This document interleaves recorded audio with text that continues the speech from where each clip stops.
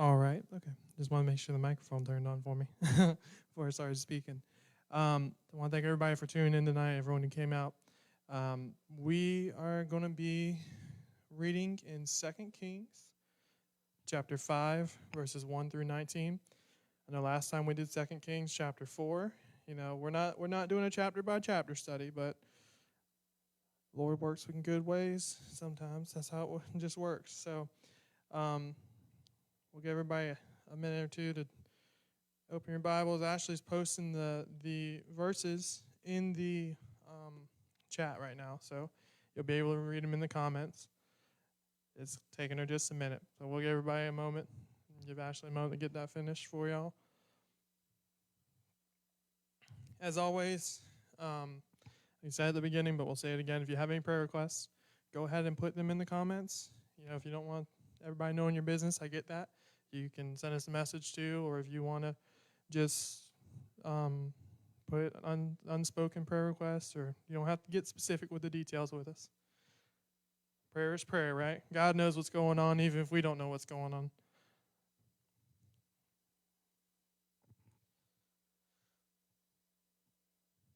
All right, we're good. So we're going to go ahead and open up the 2 Kings chapter 5. We're going to be reading verses 1 through 19. And we'll go ahead and pick up here. It says, Now Naaman, commander of the army of the king of Syria, was a great and honorable man in the eyes of his master, because by him the Lord has given victory to Syria. He was also a mighty man of valor, but a leper. And the Syrians had gone out on raids and had brought back captive a young girl from the land of Israel. And she waited on Naaman's wife. She was his wife's maid, basically. Then she said to her mistress, If only my master were with the prophet who was in Samaria, for he would heal him of his leprosy. And Naaman went in and told his master, saying, Thus and thus said the girl who is from the land of Israel. Then the king of Syria said, Go now, and I will send a letter to the king of Israel. So he departed and took with him 10 talents of silver, 6,000 shekels of gold, and 10 changes of clothes. Then he brought the letter to the king of Israel, which said, Now be advised, when this letter comes to you, that I have sent Naaman, my servant, to you, that you may heal him of his leprosy. And it happened when the king of Israel read the letter that he tore his clothes and said, Am I God to kill and make alive, that this man send a man to me to heal him of leprosy? Therefore, please consider and see how he seeks a quarrel with me. So it was when Elisha, the man of God, heard that the king of Israel had torn his clothes and that he sent to the king, saying, Why have you torn your clothes? Please let him come to me, and he shall know that there is a prophet in Israel. Then Naaman went with his horses and his chariots, and he stood at the door of Elisha's house. And Elisha sent a messenger to him, saying, Go and wash in the Jordan 7 times, and your flesh shall be restored to you, and you shall be clean. I want to take note real quick here, just for a second. Put a pin in it. Elisha did not see Naaman when he came to his door. He was outside the house, and Elijah sent someone else to talk to him. All right, let's pick back up here. But Naaman became furious and went away and said, Indeed, I said to myself, he shall surely come out to me and stand and call on the name of the Lord his God and wave his hand over the place and heal the leprosy. Are not the, I'm going to tell you, if I butcher these names, just overlook it right now. The Abana and the Pharpar, the rivers of Damascus, better than all the waters of Israel? Could I not wash in them and be clean? So he turned and went away in rage. And his servants came near and spoke to him and said, My father, if the prophet had told you to do something great, would you not have done it? How much more then when he says to you, Wash and be clean?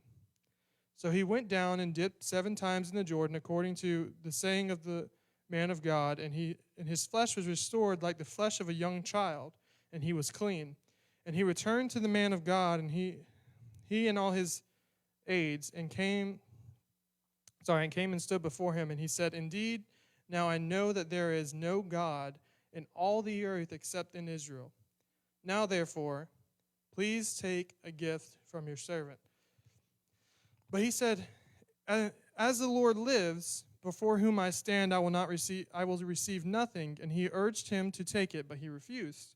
So Naaman said, then if not, please let your servant be given 2 mule loads of earth.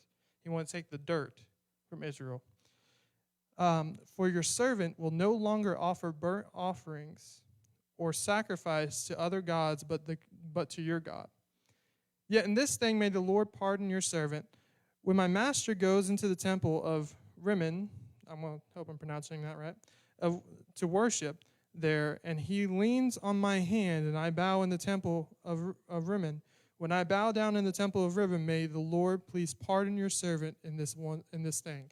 And he said to him, go in peace. So he departed from him a short distance. That was a lot of verses. Not as many as last week. Still a lot. I do apologize about that. But I feel like we had to get the whole story in. And that's not even all the story. There's another part, but y'all can read that in your own time. I want to talk to y'all tonight about this. About it's just that simple. I want to talk to y'all about overcomplicating what God tells you to do. And so to do this, we have to take a step back. We read through all the verses, but let's actually dive into them instead of just getting through them, right? So we start here knowing that Naaman is a man of power. He is a warrior. He is a leader. He is someone that the Syrians lean on. And when it says that God gave the Syrians victory through Naaman, he means against Israel. They were raiding Israel. He was giving them victory in Israel. And so it just so happens to work out that as God is doing this through Naaman, that he's punishing his own people, that a young girl comes and she knows of Elisha. She knows of this prophet of God. And even though the girl is captive, she's a servant, she didn't put a job application in and got the job. She was forced into it. She still looks for the good for Naaman. That tells you what kind of man he is. He is a good person. People respect him. And so, even in that, you can start to see his character. And so, Naaman hears this, and as anyone would, when you hear that someone can heal you or someone can help you, right? It's like every time you see in the movies when there's someone battling an illness, and they hear, oh, there's this one doctor who specializes in it, and he's the best person or she's the best doctor for it. And immediately in the movie, they go and seek out that person because that's who they need, right? So Naaman hears that, and just like any normal person would, he's like, I have to go and find them. Now, Naaman's been in Israel. We talked about it. They're raiding Israel. So he's been in the land of Israel. He's been there. He's seen the people. He's hurt the people. Sorry, I need a sip of water right there. Mouth's a little dry. And so he's seen all these things. He's done all these things to Israel.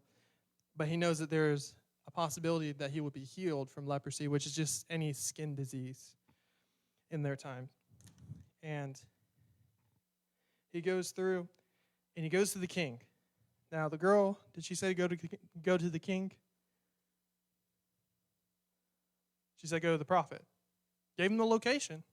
He's in Samaria. Now, Samaria, as we know, that's the Samaritans, right? That's the part that the Jewish people didn't want to be a part of. That was that area that they were the half-breeds of Jewish people. They didn't claim them. So he knows where Elijah's at. But instead of taking a trip to Samaria, he goes to his king first and tells him all this stuff. And then, of course, just like how we do any time that we get told to do something from God and then we go ask someone else's opinion on what we should do, it gets a lot more complicated. Because when you go and ask other people what they think you should do, everyone is going to give you a different answer. Because everyone has a way that they would handle it. But it's not always the way God would handle it. And so he goes to the king, and the king says, okay, you should go see this prophet. So it starts out good. He's basically just giving permission to go. But then he says, but before you do that, I'm going to give you a note. Okay, I'm going to give you a note. Makes sense. Permission slip, right? hey, don't bother my dude. He's just going to go find this guy. Don't worry about it. And he's like, and I'll give him all these gifts too, because I know we've been doing some bad stuff to him, but we want to make sure you get healed. We don't want to have anybody having any issues with you. So he gives him this note. It's kind of like that, like the note on the kid's chest as he goes to his parents so the teacher can tell them something, So you make sure you give this note to your mom now. So he gives him this note, and obviously Naaman didn't open the note, but he knew he was supposed to go to the king first. So he gets there with all this stuff, like an orphan, dropped off at the door with a note on him, and gives it to him. And of course, the king is freaking out because the king doesn't heal people. And then not only that, you have the king who doesn't heal people, but then you also have the fact that you have an enemy in your courtroom, not just any enemy, the enemy who is causing your demise, who is causing these raids to happen, the one who is leading the people, who is the one that God is working through to do your tribulation, your trial. And so he has all this in there. And on top of that, he's a leper. What do we know about lepers? In the Jewish culture, lepers couldn't even be in the city. And not only is there one in the city, there's one standing in the same room as him, as the king. They were thought to be highly contagious. And only after they were healed could they'd have to go to a priest. And then the priest could say, oh, you're clean now, you can go back to everybody else. You see it a lot in Jesus' time. When he heals a leper, he tells them, go to the priest. Don't tell people I healed you.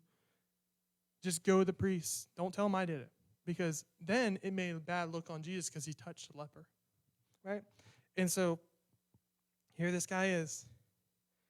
And the thing is it doesn't say, Naaman says that he would wave his hand over some area, right?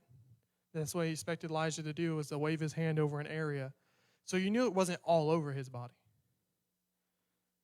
So maybe it wasn't clearly seen. He could have got all the way up to the king's office, got the note, and the king not know that he was a leper until he read the note. So the king is going through all this turmoil, all this anxiety, all this stress, because they overthought the instructions. They took the simple instructions of go to this guy in Samaria, which we know is Elisha, and he'll heal you, to let's take a detour. Let's go by the king with all these gifts, offer him these gifts. Let's give him a note that says the king is supposed to heal him and not Elisha is supposed to heal him. So, of course, luckily, God doesn't get upset about us not listening or about us overcomplicating the simple task he's given us. Because Elisha hears about this. I don't even know how he heard about it. It doesn't say he was in the area. It says he was back at his house. Naaman had to go to his house. So that means the king had his panic attack in front of everybody. Somebody ran to go talk to Elisha, and Elisha sent somebody back while he was still there. And so, luckily, God still works it out to know that the people that you are causing heavy burdens on because you didn't listen, God's going to still leave them of it. And God's not going to punish you for it. God doesn't punish Naaman for taking a detour. Doesn't punish him for taking the long route. He doesn't not heal him because of it. And so it's just like, and I've talked about this before, it's just like when we come with our problems. And either we do this, we don't give it to God and we mess with it. Or we do give it to God and then we go and mess with it. It is very rare on your first attempt of giving something to God that you still don't think there's something you can do with it. That you still don't think, oh, I can fix it. Oh, I can do this. Or we doubt God. When God calls you to do something or God tells you to do something, God tells you, hey, you need to go put an application in for this job. I'm going to give it to you. And all of a sudden, we're starting to look at that job application, and we're going, am I qualified for this? It asks for all this experience. I don't have that experience. Or the same thing. God asks you to sing.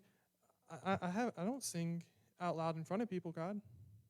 I don't sing in front of people. Why would I go up front and sing? I don't play music in front of people. God, I'm not a people person. I don't talk to people very well. Why would I go and try to invite people to church? Why would you have me be the outreach? I don't think I'm very friendly. You know, we can get all these little doubts in our head about the thing that God tells us to do, and then we start to overcomplicate it.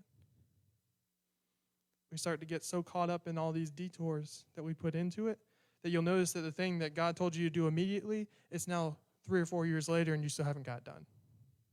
You still haven't even started on it because you've been taking all these detours that you feel like you need to work out before you can do it.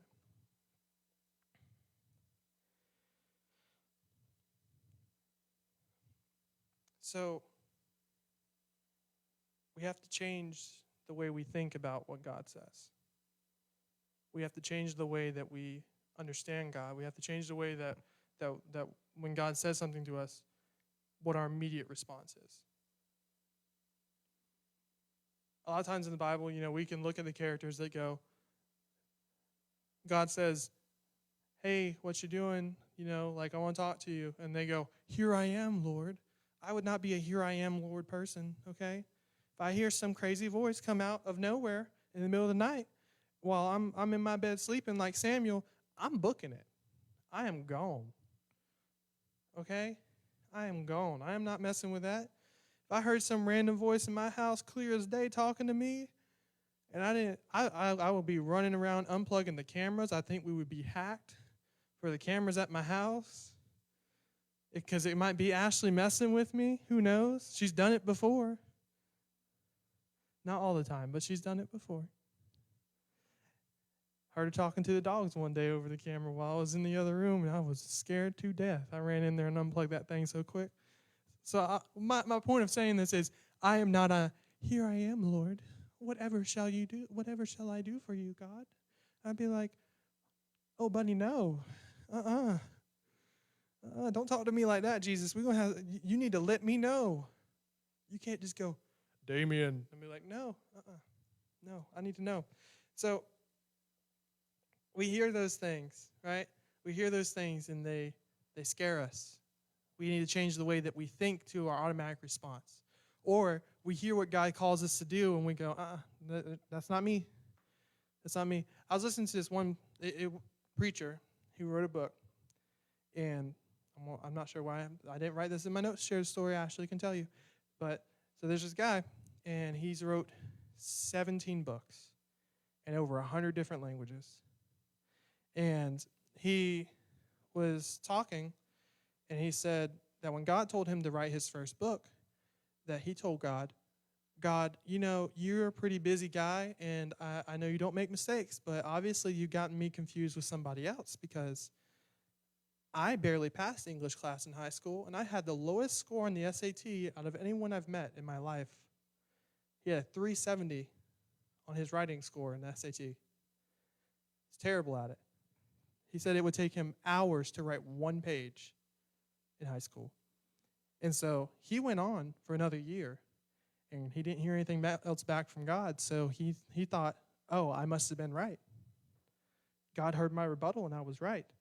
And he said, and then within 2 weeks, 2 different women in 2 different states told him the same thing, that if he didn't sit down and write what God told him to write, that God would give it to somebody else, and then he would have to answer for it. And after the second time of a different lady telling him that same thing, he sat down and wrote it. And now he's wrote 17 books. And he publishes them in all different languages. So it helps to teach people about Christianity all across the world. But see, that's the point, is his starting point was, no, that's not me. That's not me. We think that we have to be qualified for God to call us. I'm not sure on the exact number of years, but David was called and anointed. Now, there's a difference between calling and anointing. Right? Calling is when God calls you to do something. The anointing means that you are the chosen one of God for that position. That means God's power is with you when you are anointed for it, right?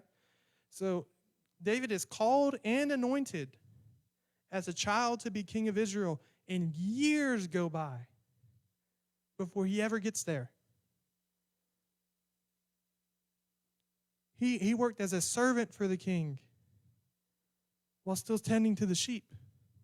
And so we get caught up in, God, I'm a shepherd. I don't know how I'm going to get to be king.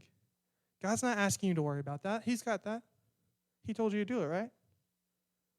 See, because we keep thinking that if God tells me to go over there, that there I have to walk around this and just keep walking around and walking around and walking around and walking around. I don't even know if the camera can see me over here.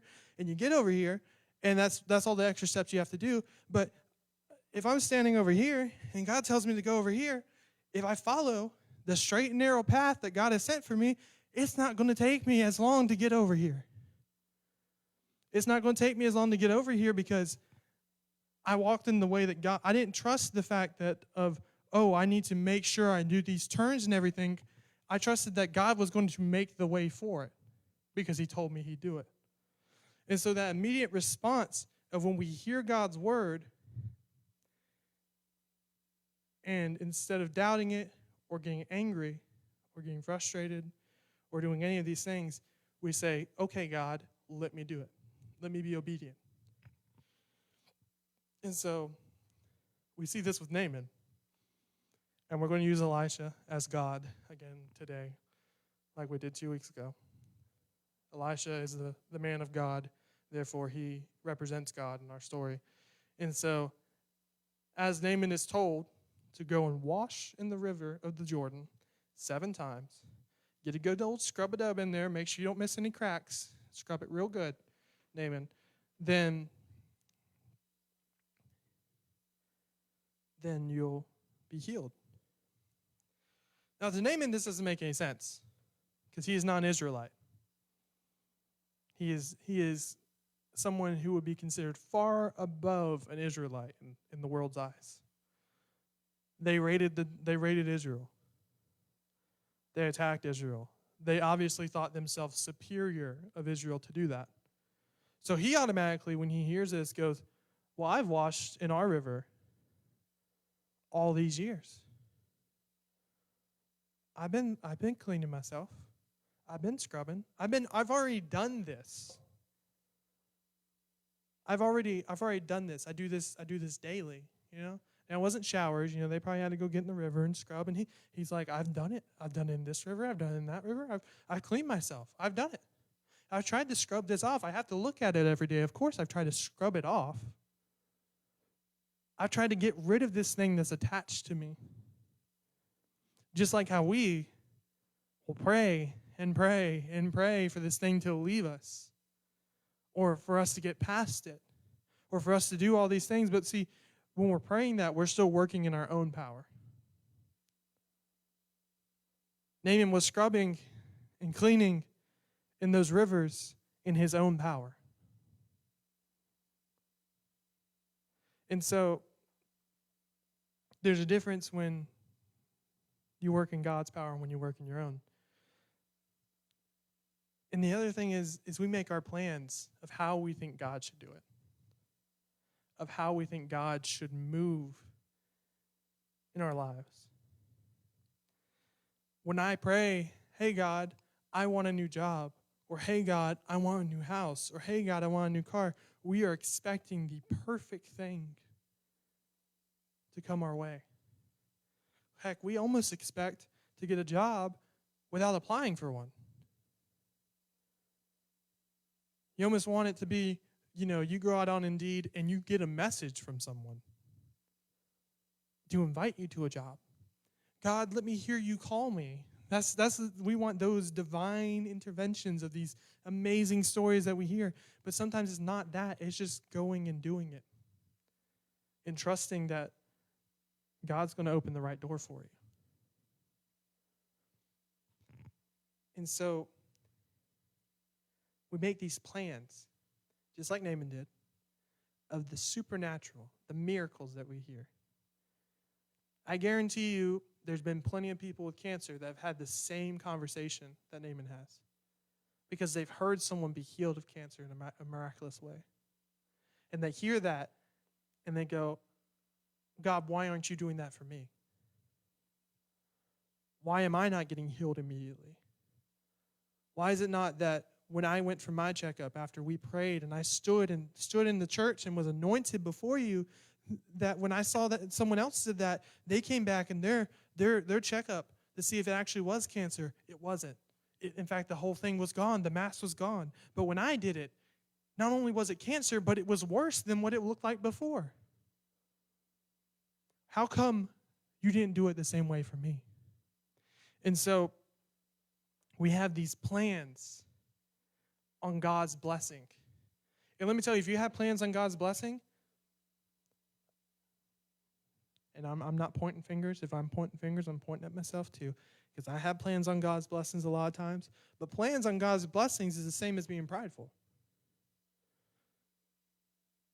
Because you think that you know better than God. You think that you know exactly how God should do something. God, the ruler and knower of all things in the universe, of every person, of what they're needing in their exact moment, you know more. If you want to argue about that, please try to, because I would love to see how that isn't pride. Because if you're working on a group project in school, and there's that one person that it's going to be done their way, or they're going to throw an attitude, or they're going to make things difficult for everybody in the group, guess what? You don't like that person. That's like the one person that, the control freak. Nobody likes working with that person in the group unless they know what they're doing. Hey, if you're a straight A student that's a control freak, go ahead. Go ahead. Right? You go ahead and do it. Right? God's a straight A student. He ain't going to mess it up. But it's the ones that feel like they need to be in control and need to determine everything that you realize you really don't like those people. Because you can't even do what you want to do. And that's similar. That's basically getting in a group project with God and God's saying, all right, we're going to work on this. We're going to work on this. Think of that like a pot of clay, right? You're shaping it. God's helping you shape it. And you're like, well, instead of making this big, tall vase, I was thinking like this little tiny flower pot. And he's like, it's supposed to be a vase. It's going to be really pretty. And he's like, no, but I want a flower pot. I was expecting a flower pot. That's what you're telling God. Right? It's a weird example. I know. You can laugh at me. But you're going to think about the flower pot. You're going to think about it. And so we get in this moment and we can forget that God knows what he's doing. Even when we don't know what we're doing. I use Moses in here a lot, but we're going to talk about him again. We're going to talk about that stick, him hitting that rock, right? That's Moses' pride. We talked about his little "you shall not pass" staff, like a good old Gandalf hitting that rock, letting the water come out. Is the same thing. Because he thought, well, God did it this way last time, so he's going to do it the same way again. I expect him to. The only bad part with Moses was told something different. And he still didn't listen. Because he thought he knew. This is Moses, the man who went up to the mountain to talk with God. He sat up there for 3 days and got some tablets, got the rules. He set everything in line for the Jewish people. And then he failed to listen. And on the opposite spectrum, you have Joshua and Caleb, who went into the promised land and came back. And as soon as everyone else was saying, it's amazing. There's so many great things in the promised land. We're going to have plenty to eat. There's going to be plenty of food. There's going to be plenty of all these things. And they said, but the people, there's a bunch of Shaquille O'Neals over there. They're so tall and so big, and we're so small. We can't fight those guys. There's no way. And then Joshua and Caleb were like, are you forgetting? Like, we crossed the whole Red Sea on dry ground. We didn't have to do nothing, and he killed a whole army. God crushed them with the waves. I didn't even have to shoot a bow. I didn't have to get a sword. I just walked. Do you not forget that all these battles we've been doing in the wilderness, that Moses just raised his hands and we win? Because Joshua and Caleb knew that God could do it, because there's nothing impossible for God. It doesn't matter how he tells you to do it, he can still do it. He can still do it regardless if it's telling you to bathe like you've bathed every single day, but just do it some more in a different spot. God can still do it. And so when we change our ways to think, not like Moses and not like Nahum, but instead like Joshua and Caleb, who says, yeah, we saw the same things, but we're not going to doubt God. God told us that we're going to the promised land. I don't want to sit here and walk around in the wilderness for 40 years waiting to go to the place that I already said we could go to. Because I knew God could take us there. So we get through all that. And of course, notice how Naaman's people are always his servants that tell him what God says. The little girl told him to go and he'll be healed. His servant walked up to him and said, if it was hard, you would be okay with it. The New Living Translation basically says that the servant tells him, you were expecting something difficult. If it had been difficult, you wouldn't be whining about it. You got told to take a bath, and you're whining and complaining. Why wouldn't you do the easy thing if you're willing to do the hard thing? And we do the same thing. God tells us something simple. If you just trust in me, it'll be simple. It's just that simple. And we'll overcomplicate it. We'll be more willing to do these hard things and these more difficult things because that's what God told us to do. Well, that's not what God told us to do, but because we didn't like what God told us to do, we expected it to be more difficult than that. And so the problem there wasn't a problem with the Jordan, right? Nahum says it's greater in this translation. In the Message translation, he says it's that the other rivers are cleaner than the Jordan. And so he was so caught up in the physical aspects of it that he didn't see the spiritual aspects of it. That it's not about how clean something is. It's not about how nice something is that God tells you to do. It's about the fact that he told you to do it. He told you to do it that way. If Nahum would have got in another river and tried to wash himself, I can imagine he probably would have got more leprosy than he had. Because that's not what God told him to do. And so it wasn't just about that. It was just about what God told him to do. And so as soon as Nahum takes his bath and he starts cleaning himself and he's scrubbing, and he starts to see it fall off of him like mud, like dirt. It's just falling off of him. And it's in that moment that he understands that it wasn't about how clean the river was. It wasn't about how nice the river was. It wasn't about the location of the river. It was about the fact that he was obedient to God. That as long as he followed what God said, he would bless him.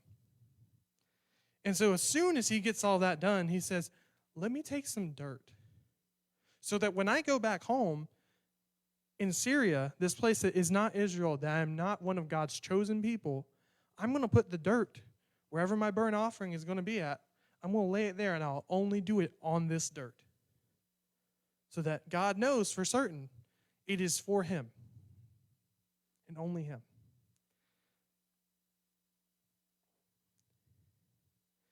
And I'm going to close. I know I've been going on for a little bit. I'm sorry. My bad. Y'all good, though? You know, it's Sunday. I'm getting y'all prepped for Monday morning. You're going to work. That's all. But Naaman's story could have never started without faith. And I think when you think about that, that his little amount of faith to believe that this random person that he had never seen before in Israel could heal him of this disease, that he was willing so far to go to his king that had just, been sending him out on missions to raid Israel, to ask him of it. You knew there was faith there. It was this little tiny bit of faith. And of course, his faith starts getting whittled down by the extra steps he has to take. The journey was probably long to get there, but then he gets there and he's at the wrong person. And that person can't help him. So he gets there and now he has to make an extra trip to go even longer to go see the person he was supposed to see in the first place. And you got to imagine as he's sitting there and he's traveling, he's just like, why am I even here? Why did I even bother to come? And he gets there, he's expecting to see this man who comes out and see this man of God. And instead, he doesn't even get to see him. He gets another dude. And you got to imagine, he didn't know what Elijah looked like. He's probably going up and goes, oh, mighty prophet, oh, I'm so happy to see you. Will you heal me? And he's like stretching out wherever this leprosy's at. Will you heal me? He's like, no, I'm just a servant. He told me to tell you to go take a bath. So go turn around and walk some more. I could see his frustration. Because everywhere he went, there was another door in his way. There was another obstacle he had to pass through. But see, it was that faith, that size of the mustard seed faith that told him to go and do it, that got him out there in the first place. And as he's venting his frustrations, now as he's doing these things, it takes someone going to him and going, you're making it too difficult. If you make it a little bit easier, if you do what he says, because it's simple, because it's easy, then you'll see it. And you got to imagine as he's hearing that, he's probably frustrated still, but he's thinking about it and he goes, yeah, that's right. I came all this way. Why would I turn back now? I'd just be wasting steps. I'd be wasting people's time if I came all this way to turn back now because I didn't want to take a bath. I didn't want to take 7 baths. I didn't want to have to scrub myself that much. And just like us, we start, when we come and we pray to God, or we ask God to intervene in our situations because we have faith, even if it's just a little bit, to believe that God can fix it. But then we lose our faith and we start doubting God because we keep trying to fix it. God can't work without all of it. God can't work when you're in the way. Right? Try to work on a project with somebody on one computer or one tablet or one cart or whatever you use at work, right? And see how much more difficult it is when you have 2 people there trying to work on the same thing. It's like Ashley in the kitchen. I get in the kitchen with Ashley, I might cut something. That's about it. Other than that, I am in her way. She just wants me out of the way. Leave me alone. I got it. You already cut all the vegetables. You got the spices out. Cool deal.